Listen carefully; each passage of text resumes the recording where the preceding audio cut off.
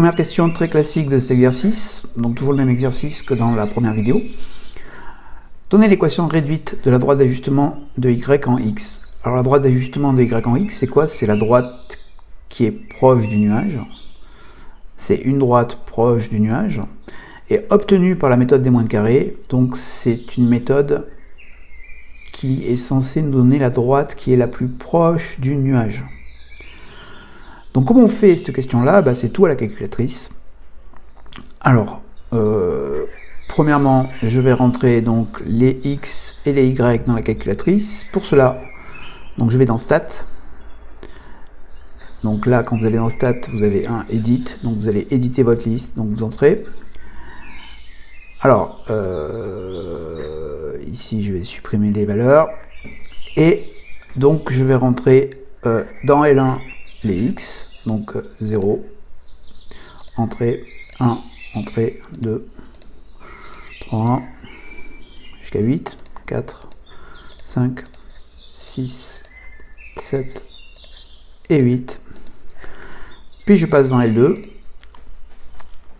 et je vais rentrer les valeurs qui correspondent, donc quand x fait 0, y qui fait 146.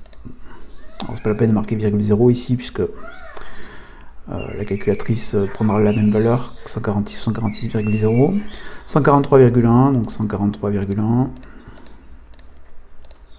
141,3, 141,3, 139,7, 133,7,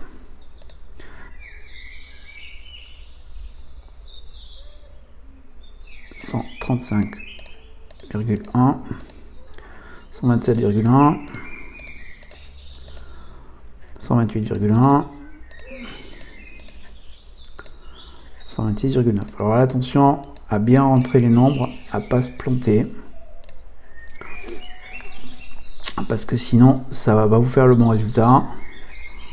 Donc je vérifie que je me suis pas trompé. 0, 146, 1, 143,1, 141,3, 139,7, 133,7, 135,1, 127,1, 128,1, 126,9. Une fois que j'ai fait ça, je retourne dans Stat. Là, ici, je vais aller dans Calcul, et je vais aller dans Régline, qui est régression linéaire, c'est-à-dire qu'on réduit le nuage à la droite, linéaire pour la droite. Donc je vais dans 4, j'entre. Alors ici il me dit, la liste des x je les ai bien rentrés dans L1, donc c'est bon. C'est ce que j'ai fait. Les y je les ai bien rentrés dans L2, c'est bon. Donc là vous laissez toujours la fréquence vide et StoreRec vide. Et vous allez dans Calcul, vous entrez. Et ça vous donne votre équation de droite. Donc ici ça vous rappelle que c'est y égale à x plus b. Et que A il fait donc moins 2,57 3 et que B fait 145,6. Comment je vais conclure ici? Alors sur la copie on rédige comme ça. Avec la calculatrice on trouve y égale à moins 2,57x plus 145,96. On fait bien attention, j'ai arrondi ici au centième puisque c'était ce qui te demandait. 2 centièmes c'est 2 chiffres après la virgule. Alors qu'est-ce que ça veut dire cette équation là? Ça veut dire que pour trouver la consommation d'énergie d'une année, je fais moins 2,57 que je multiplie par le rang de l'année, plus 145,96, et je vais avoir une idée de la consommation d'énergie pour le x que j'aurai remplacé par l'année qui m'intéresse.